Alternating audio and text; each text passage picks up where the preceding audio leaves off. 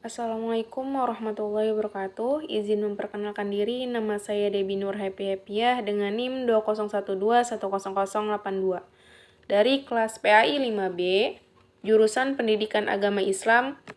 Di sini saya akan menyampaikan materi dari kelompok 2, yaitu mengenai macam-macam konsep kurikulum.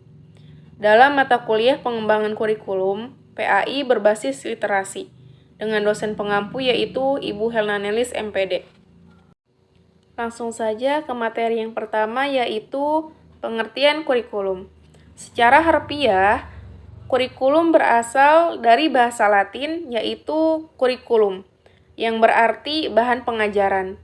Sedangkan menurut Omar Hamalik, kurikulum adalah program pendidikan yang disediakan oleh lembaga pendidikan bagi siswa.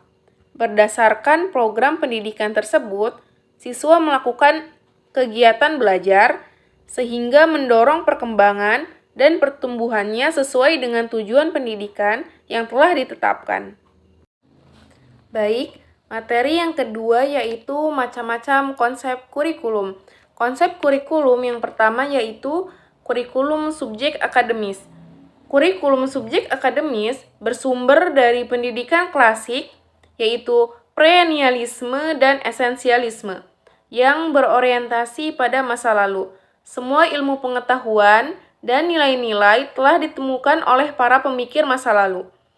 Fungsi pendidikan memelihara dan mewariskan hasil-hasil budaya. Kurikulum ini lebih mengutamakan isi pendidikan. Belajar adalah berusaha menguasai ilmu sebanyak-banyaknya. Orang yang berhasil dalam belajar adalah orang yang menguasai seluruh atau sebagian besar isi pendidikan yang diberikan atau disiapkan oleh guru. Isi pendidikan diambil dari setiap disiplin ilmu. Sesuai dengan bidang disiplinnya, para ahli masing-masing telah mengembangkan ilmu secara sistematis, logis, dan solid. Para pengembang kurikulum tidak perlu susah-susah menyusun dan mengembangkan bahan sendiri. Mereka tinggal memilih bahan materi ilmu yang telah dikembangkan para ahli disiplin ilmu. Kemudian, mereorganisasinya secara sistematis, sesuai dengan tujuan pendidikan dan tahap perkembangan siswa yang akan mempelajarinya. Guru sebagai penyampai bahan ajar memegang peranan penting. Mereka harus menguasai semua pengetahuan yang ada dalam kurikulum. Ia harus menjadi ahli dalam bidang-bidang studi yang diajarkannya. Lebih jauh, guru dituntut bukan hanya menguasai materi pendidikan, tetapi ia juga menjadi model bagi para siswanya.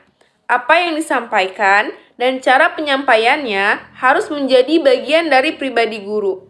Guru adalah yang digugu dan ditiru, yaitu diikuti dan dicontoh. Lalu, konsep kurikulum yang kedua yaitu kurikulum humanistik. Kurikulum humanistik dikembangkan oleh para ahli pendidikan humanistik. Kurikulum ini berdasarkan konsep aliran pendidikan pribadi atau personalized education, yaitu menurut John Dewey, progressive education, dan romantic education. Aliran ini lebih memberikan tempat utama kepada siswa. Mereka bertolak dari asumsi bahwa anak atau siswa adalah yang pertama dan utama dalam pendidikan. Ia adalah subjek yang menjadi pusat kegiatan pendidikan. Mereka percaya bahwa siswa mempunyai potensi, punya kemampuan, dan kekuatan untuk berkembang. Para pendidik humanis juga berpegang pada konsep Gestalt, bahwa individu atau anak merupakan satu kesatuan yang menyeluruh. Pendidikan diarahkan kepada membina manusia yang utuh, bukan saja segi fisik dan intelektual, tetapi juga segi sosial dan afektif atau emosi, sikap, perasaan, nilai, dan lain-lain. Pandangan mereka berkembang sebagai reaksi terhadap pendidikan yang lebih menekankan segi intelektual dengan peran utama dipegang oleh guru. Pendidikan humanistik menekankan peranan siswa. Pendidikan merupakan suatu upaya untuk menciptakan situasi permisif rileks, dan akrab. Lalu konsep kurikulum yang ketiga yaitu kurikulum rekonstruksi sosial. Kurikulum ini lebih memusatkan perhatian pada problema-problema yang dihadapinya dalam masyarakat. Kurikulum ini bersumber dari aliran pendidikan instruksional. Menurut mereka, pendidikan bukan upaya sendiri, melainkan kegiatan bersama, interaksi, kerjasama.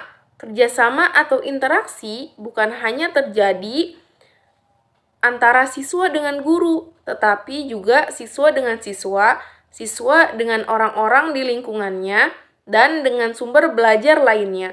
Melalui interaksi dan kerjasama ini, siswa berusaha memecahkan problema-problema yang dihadapinya dalam masyarakat menuju pembentukan masyarakat yang lebih baik. Lalu konsep kurikulum yang keempat yaitu kurikulum teknologi. Abad 20 ditandai dengan perkembangan teknologi yang sangat pesat. Perkembangan teknologi mempengaruhi setiap bidang dan aspek kehidupan, termasuk bidang pendidikan. Sejalan dengan perkembangan ilmu dan teknologi di bidang pendidikan, berkembang pula teknologi pendidikan. Aliran ini ada persamaannya dengan pendidikan klasik, yaitu menekankan isi kurikulum, tetapi diarahkan bukan pada pemeliharaan dan pengawetan ilmu tersebut, tetapi pada penguasaan kompetensi. Penerapan teknologi dalam bidang pendidikan, khususnya kurikulum, adalah dalam dua bentuk, yaitu bentuk perangkat lunak atau software dan perangkat keras atau hardware.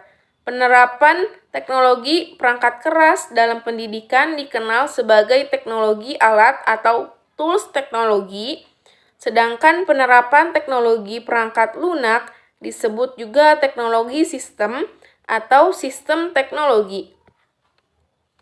Teknologi pendidikan dalam arti teknologi alat lebih menekankan kepada penggunaan alat-alat teknologi untuk menunjang efisiensi dan efektivitas pendidikan. Kurikulumnya berisi rencana-rencana penggunaan berbagai alat dan media, juga model-model pengajaran yang banyak melibatkan penggunaan alat. Contoh-contoh model pengajaran tersebut adalah pengajaran dengan bantuan film dan video, pengajaran berprogram, mesin pengajaran, pengajaran modul, pengajaran dengan bantuan komputer, dan lain-lain. Baik, demikian materi yang dapat saya sampaikan. Mohon maaf atas segala kekurangan. Apabila ada hal yang ingin ditanyakan, bisa melalui kolom komentar atau di saat diskusi kelompok 2. Terima kasih atas perhatiannya. Wabillahi taufiq wal hidayah. Wassalamualaikum warahmatullahi wabarakatuh.